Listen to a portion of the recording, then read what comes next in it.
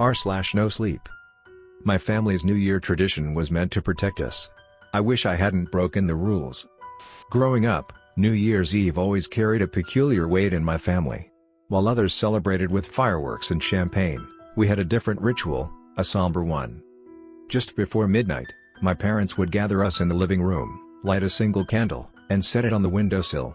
Then, they'd hand each of us a piece of paper and a pen. "Write down your fear," my mother would say softly, her voice trembling ever so slightly. "Only one." After we'd written our fears, we'd fold the papers into tiny squares and pass them to my father. He'd burn each one over the candle's flame, letting the ashes drift into the night air. "This keeps us safe," he would say with a forced smile. As a child, it felt like a game, a way to shake off nightmares or bad thoughts. But as I grew older, I noticed the unease that always lingered on my parents' faces during the ritual. And then there were the rules. Never write the same fear twice. Never read someone else's paper. And never, ever let the candle go out. I didn't question it, not until last year. It was my first New Year's Eve home after moving away for college. The nostalgia hit hard, and for the first time, I wondered why we even did the ritual in the first place. When I asked my parents, they exchanged a look, one of those silent conversations that screamed, "Don't ask." "It's just tradition," my dad finally said, his voice flat. "Let it be." That night, we gathered as usual. The candle flickered on the windowsill, casting long shadows across the room. I wrote my fear, a generic failure scribbled in lazy handwriting, and folded it. When my dad burned it, the flames flared higher than usual, almost unnaturally so, and the ashes scattered violently, as if caught by an invisible gust of wind. I laughed nervously. My parents didn't. Later that night, curiosity got the better of me. As my family slept, I crept downstairs. The candle still burned low on the windowsill, its wax pooling in uneven rivulets. I reached into the trash bin where my dad had discarded the ashes and found a partially burned piece of paper. It was my brother's.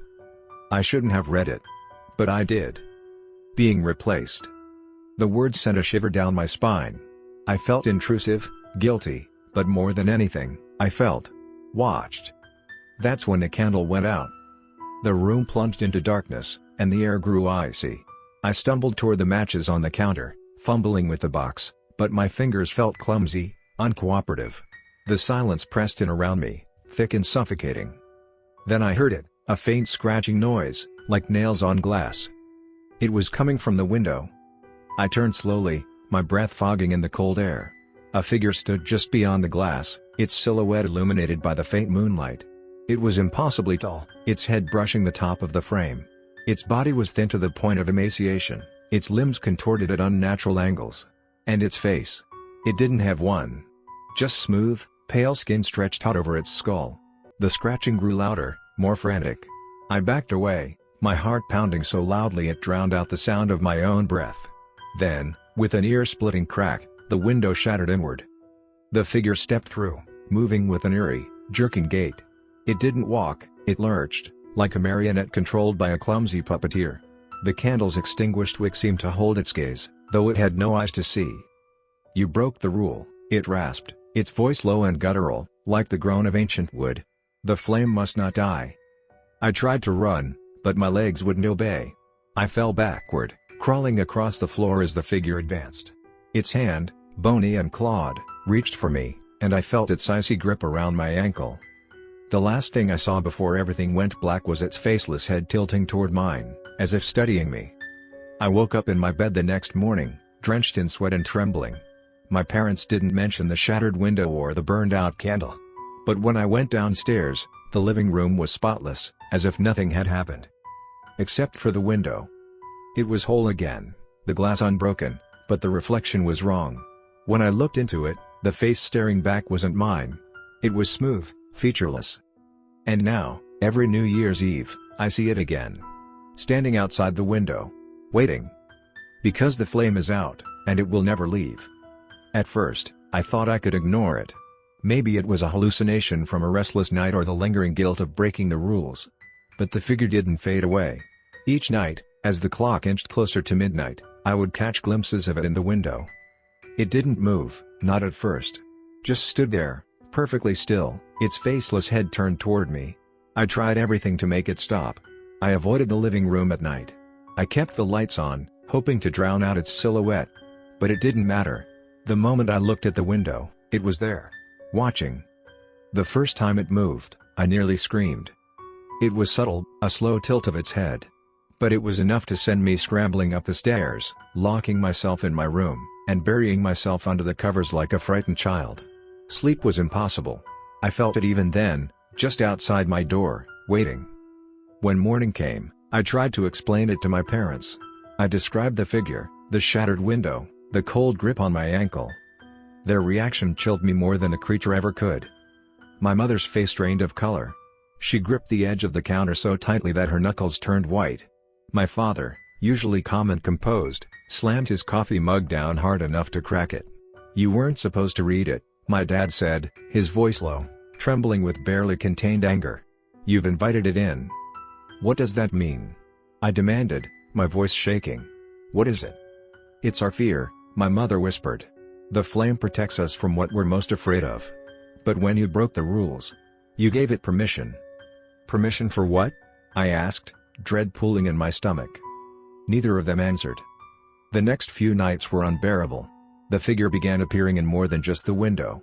I'd catch glimpses of it in reflective surfaces, my bedroom mirror, the TV screen, even the glossy finish of the kitchen counter. It wasn't just standing anymore. It was moving closer. And it wasn't alone. The second one appeared 3 nights after the window shattered. This one was smaller, hunched over, its limbs twitching erratically as it crawled along the floor. Its head jerked up when I entered the room, and I swear I heard it whisper, "You shouldn't have looked." I ran to my parents, desperate for help, but they were no longer themselves. My mother stared blankly into the fireplace, whispering something under her breath that I couldn't make out. My father was worse. He sat rigid in his chair, his hands gripping the arms so tightly that his nails dug into the wood. His eyes were wide, unblinking, fixed on something only he could see. The house was falling apart, and I didn't know how to stop it. The worst night came exactly 1 week after New Year's. By then, the figures were everywhere. I counted 5 of them, each more grotesque than the last. One had impossibly long arms that dragged along the floor as it walked. Another had no legs, just a writhing mass of shadows where its lower body should have been. They whispered to each other, their voices low and crackling, like static. I tried to leave. I packed a bag and headed for the front door, but the handle burned my hand the moment I touched it. The figures turned to me in unison, their heads cocking to the side as if in warning. "You can't run," they whispered in unison, their voices echoing through the house. "You belong to us now." I ran back to my room and locked the door. That's when I heard the candlelight flicker to life downstairs. The smell of burning wax filled the house, and the whispers grew louder. They weren't just speaking to me anymore, they were speaking about me. "She's afraid," one hissed. "Good," another replied. "It makes it stronger." I don't know what possessed me to go back downstairs, but I did. Maybe it was desperation. Maybe it was stupidity. Either way, I found myself standing in the living room, face to face with the candle on the windowsill. Except it wasn't just the candle anymore. The figures stood in a circle around it, their elongated shadows stretching across the room. In the center of the circle, the candle's flame burned unnaturally high, its light casting eerie, flickering patterns on the walls.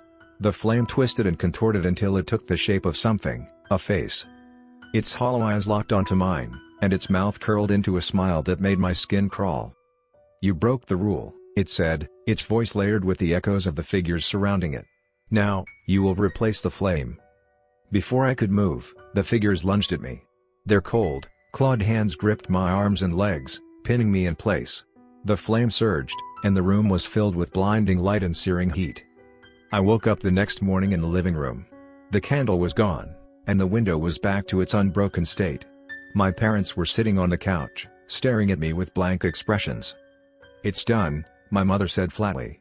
"The balance is restored." "What does that mean?" I asked, but she didn't answer. When I looked at the window, my reflection wasn't there. Now, every New Year's Eve, my family still performs the ritual. They write their fears, burn the papers, and let the ashes drift away.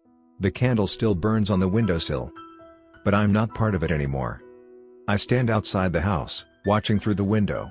My limbs are unnaturally long, my skin is stretched taut over my bones, and my face is a smooth, featureless void. The candle's flame burns inside me now, keeping me tethered to this place. I see my brother glance toward the window sometimes, as if sensing my presence. But he never looks too long. He knows better. Because the flame is lit again. And it will never leave.